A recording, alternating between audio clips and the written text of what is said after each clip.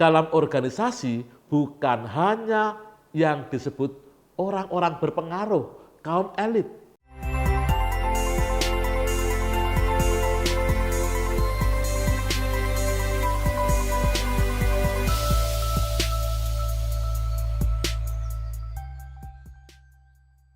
Sahabat YKB yang dikasihi Tuhan, kita jumpa dalam acara pembangunan jemaat kerjasama YKB GKI dan LPP Sinode GKJ dan GKI SW Jawa Tengah. Kali ini kita akan berbicara tentang syarat perubahan. Secara khusus kita berbicara tentang iklim. Sahabat YKB yang dikasihi Tuhan Yesus, pembangunan jemaat di tengah zaman yang terus berubah mengisyaratkan adanya syarat perubahan. Jan Hendrik menyebut terdapat 5 faktor untuk perubahan, yaitu iklim bergereja yang menggairahkan, 2. Kepemimpinan gereja yang memampukan, 3. Struktur gereja yang relevan dengan tujuan hidup dan karya gereja, 4. Jati diri atau identitas gereja yang inspiratif, yang kelima, tujuan dan tugas gereja yang jelas, relevan dan terjangkau. Dan pada bagian ini kita akan membahas faktor-faktor perubahan satu demi satu. Hal yang perlu diingat adalah bahwa faktor-faktor ini bukan bersifat hierarkis, melainkan saling berkelindahan satu sama lain. Dan kali ini kita akan berbicara tentang iklim. Sahabat YKB yang dikasihi Tuhan, Jan Hendrik, pakar pembangunan jemaat, menyebut bahwa iklim dalam konteks gereja sebagai sebuah kombinasi faktor-faktor yang menentukan bagaimana anggota jemaat merasakan dirinya sebagai bagian dari gereja. Iklim sangat penting dalam suatu organisasi karena mempengaruhi dan menentukan apakah orang-orang merasa senang, gembira, terpanggil dalam panggilan pelayanan mereka di sebuah gereja. Organisasi menyadari bahwa manusia merupakan milik yang paling penting dan berharga dalam organisasi itu. Dan karena itu seringkali orang menyebut manusia sebagai subjeknya. Manusia yang dimaksud dalam organisasi bukan hanya yang disebut orang-orang berpengaruh, kaum elit, orang yang punya pengetahuan, bukan, namun semua pribadi, yaitu anggota jemaat dari anak-anak sampai usia lanjut.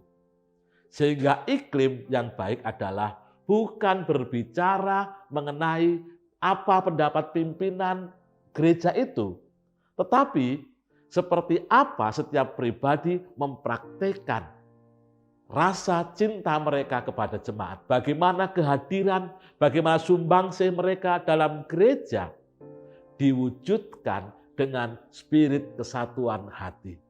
Setiap anggota jemaat merasa dirinya penting, dirinya berharga, dirinya ada di situ karena ada panggilan yang membuat dirinya merasa perlu mempersembahkan hidupnya untuk Tuhan. Pertanyaannya, kalau begitu apa tugas pemimpin untuk menjadikan iklim berjemaat dapat terwujud sebagai iklim yang menggairahkan? Di situ pemimpin jemaat menjadi teladan untuk mewujudkan komunikasi yang terjalin dengan penuh cinta dalam kesatuan hati yang klik satu di antara yang lain. Iklim yang positif tidak hanya berbicara pentingnya pemahaman dan perlakuan manusia sebagai subjek semata, namun juga menjadikan manusia berusaha berelasi satu dengan yang lain. Mungkin orang bertanya, apa relasi antara iklim dan hasil? Di sini kita bisa belajar dari jemaat pertama di Yerusalem. Mereka mewujudkan iklim yang positif. Jemaat di Yerusalem belajar untuk menjadikan persekutuan mereka dijalani dengan sangat positif satu di antara yang lain.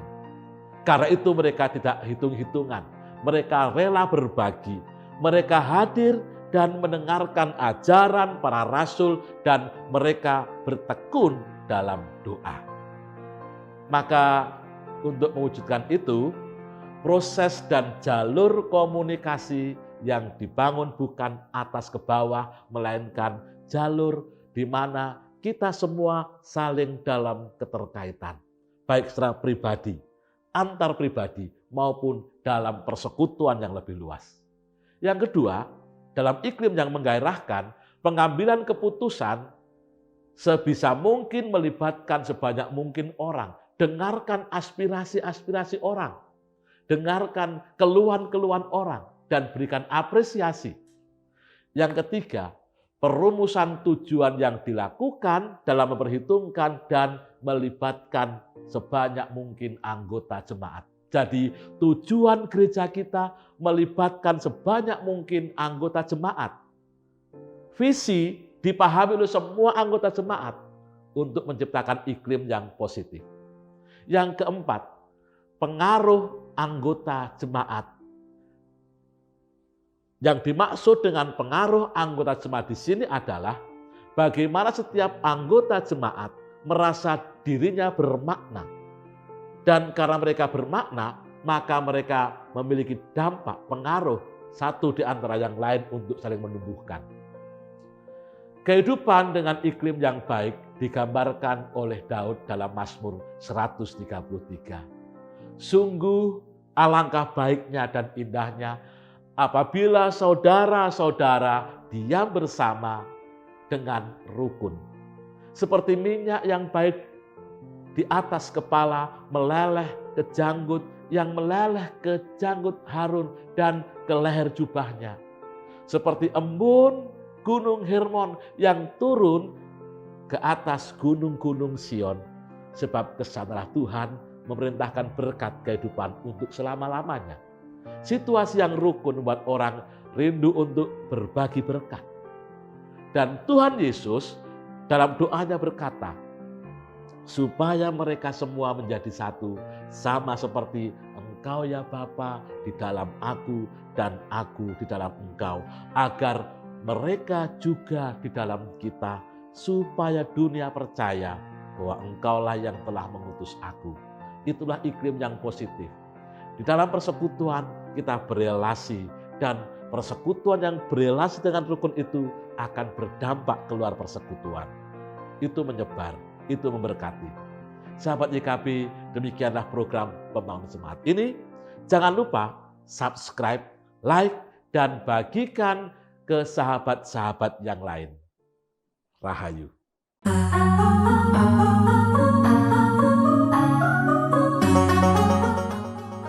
Sahabat, mari dukung pelayanan dan pekabaran Injil melalui YKB dengan membagikan link acara ini kepada sebanyak mungkin orang. Dukungan juga dapat saudara lakukan dengan mentransfer dukungan finansial ke rekening BCA ke nomor 450 305 2990 450 305 2990 atas nama Yayasan Komunikasi Bersama.